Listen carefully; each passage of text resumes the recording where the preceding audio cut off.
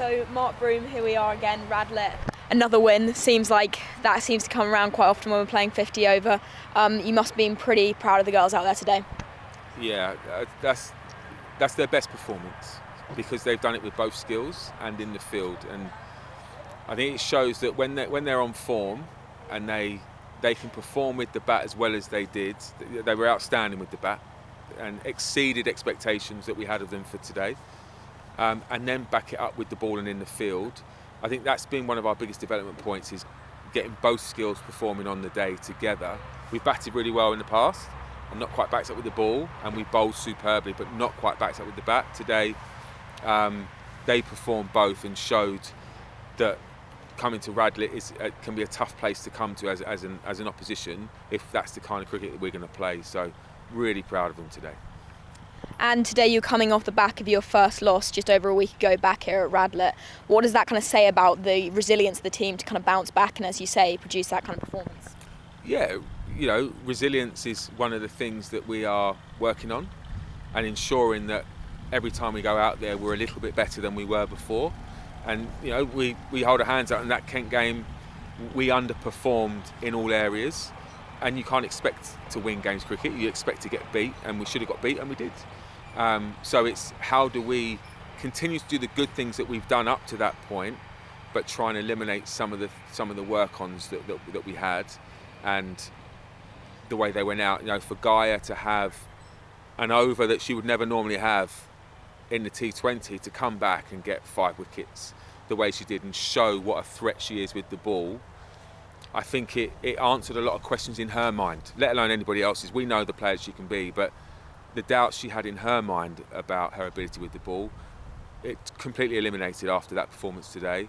But they have to be able to bounce back, because they're not going to win every game, and it's how do we come back and play stronger and go again. Completely happy with their resilience and the way they went about today. Yeah.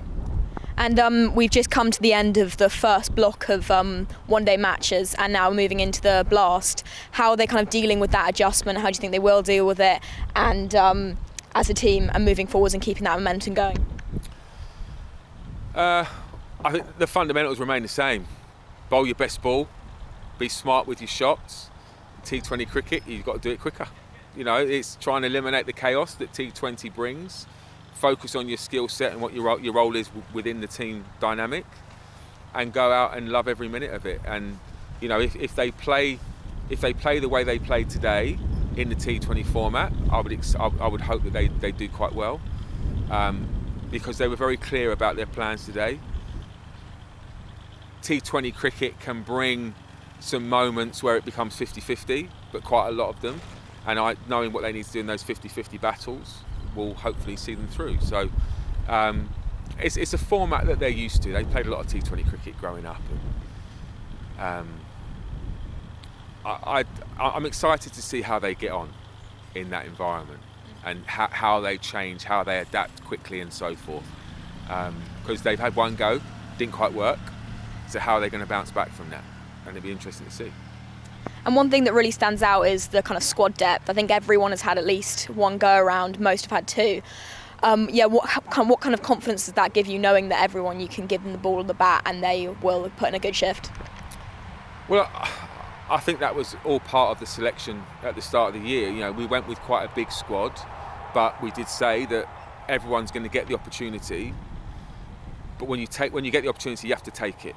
You may get a couple of games less than the person standing next to you, but opportunity is opportunity. So when you get it, as long as you're clear in what you do, you have belief in yourself, because we have belief in you, and you're in the environment because we feel you are someone that could be part of the environment moving forward.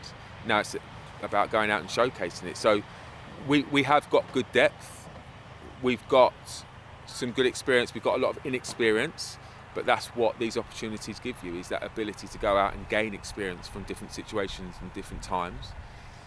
And I think they're taking it.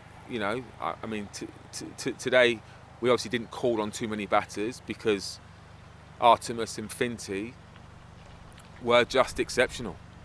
Their partnership and their innings, and the way they both played different games but facilitated each other, shows how important the partnership was, but how important they believe in their styles and their styles of play.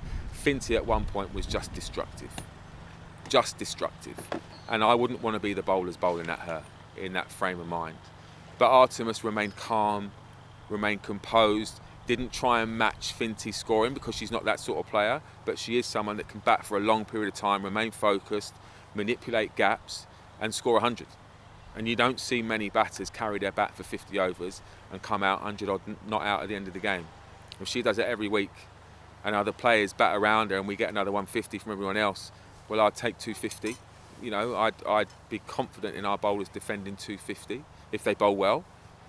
So, yeah, the depth is there. Being able to call upon players in important times is what we're going to need to remain successful. And so far, everybody that's been called upon has performed to the best of their ability. So, yeah, really impressed. And finally, obviously, the next match you got coming up at Lord's, that must be a pretty exciting one that everyone wants to play in. Said a word on that. Yeah, it's the pinnacle game, isn't it? Everyone wants to play at Lord's. Coaching, players, support staff, everyone wants to be at Lord's. Unfortunately, only 11 can take the pitch. It'll be a tough decision on what 11 play because they've all put a case forward. But I know that the ones who don't quite make the squad will still be there to support the players on the pitch because we are one team. And it's an occasion that doesn't come around that often. So, yeah, it's going to be an exciting time for everybody involved. Yeah, nobody can wait for it. Nobody can wait for it. The only unfortunate thing is now we've got 2 weeks.